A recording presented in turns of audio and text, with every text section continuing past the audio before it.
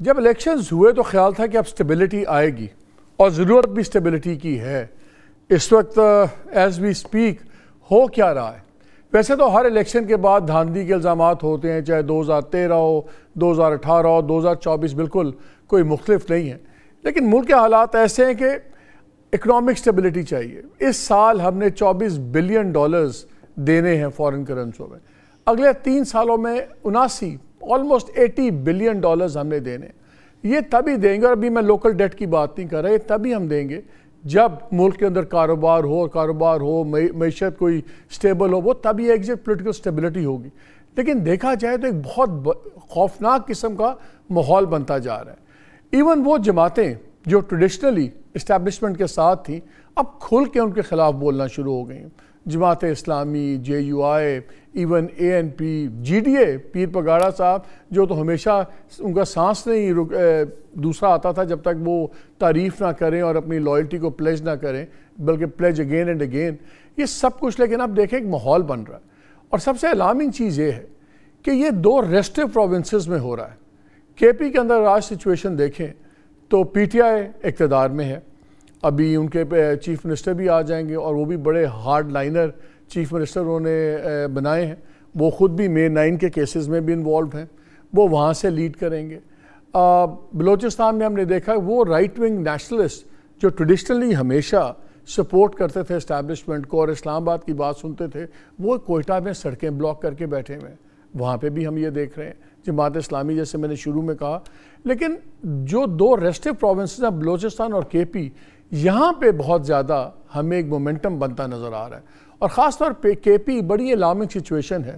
وہاں جو گورنمنٹ ہے وہ بالکل انٹائی اسلام آباد، انٹائی پنڈی، انٹائی ایوری تھنگ.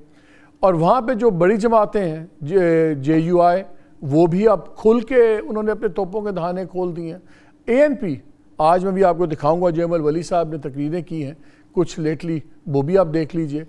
اب کیا ایک اگر حکومت بھی خلاف ہو وفاق کے، اور وہاں کی جو 2 بڑی جماعتیں ہیں جو ویسے آپس میں خون کی پیاسی ہیں ایک دوسرے کی، لیکن وہ اس ایجنڈا پہ اکٹھی ہو رہی ہیں، تو کیا اسٹیبلٹی آ پائے گی؟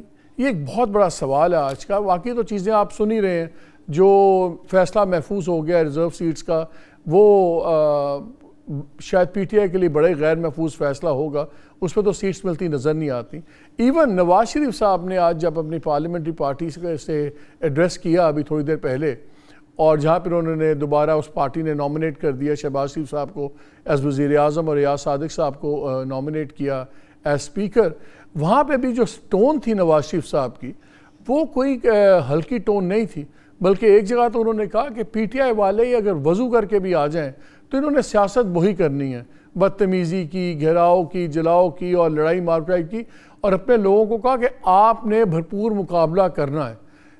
اگر تو کوئی یہ سوچ رہا تھا کہ کچھ ٹون ڈاؤن ہوں گی چیزیں، وہ تو نظر نہیں آ رہی. آج نواز شریف صاحب نے بھی اپنے لوگوں کو کہہ دیا کہ اگلے 2 سال بڑے ٹف ہوں گے اور آپ نے ڈٹ کے مقابلہ کرنا ہے. یہ بھی کانفنٹریشن آ گئی. جو ان کے فارمر ایلائز ہیں جس میں JUI، ANP، وہ بھی انٹائی ہو گئے ہیں، وہ بھی اب اپوزیشن کا کردار ادا کر رہے ہیں.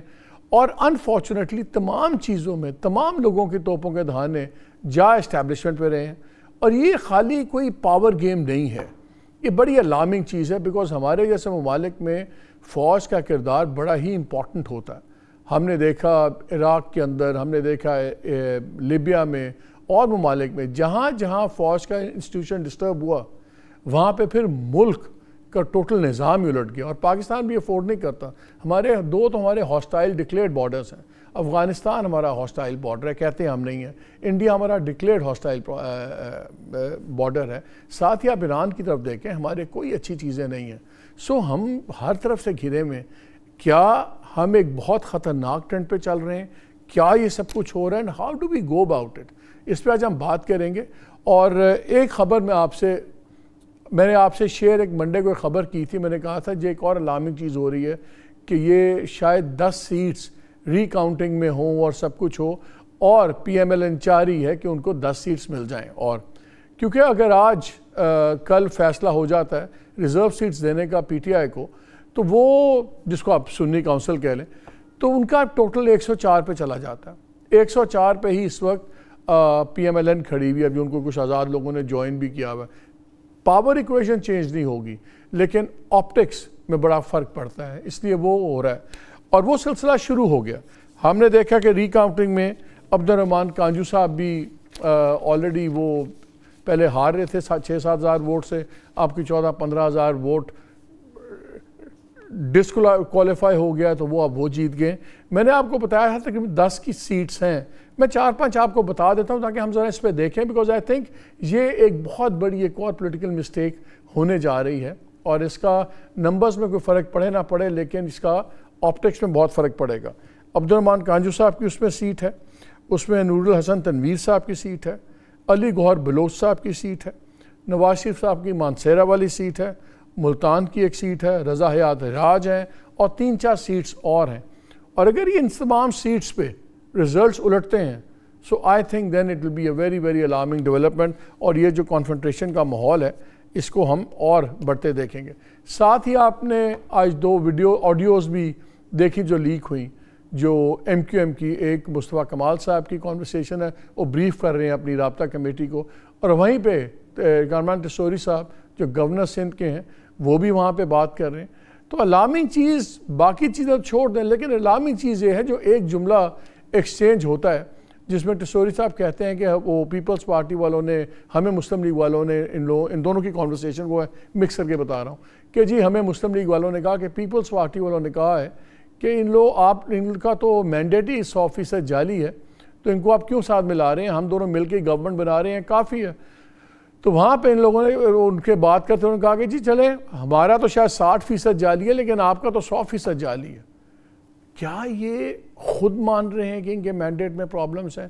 تو جدھر بھی آپ دیکھیں آپ کو لگ رہا ہے کہ ہم ایک انتشار کی طرف جا رہے ہیں اور شاید اب انسٹیٹیوشن کو اور باقیوں کو ایک اوور آرچنگ ویو لینا پڑے گا، بیکاز یہ جو چیزیں اکٹھی ہو رہی ہیں یہ کوئی اتنی پرومسنگ نہیں ہے. بڑا ایک ٹربولنٹ سٹارٹ مل رہا ہے نئی پارلیمان کو.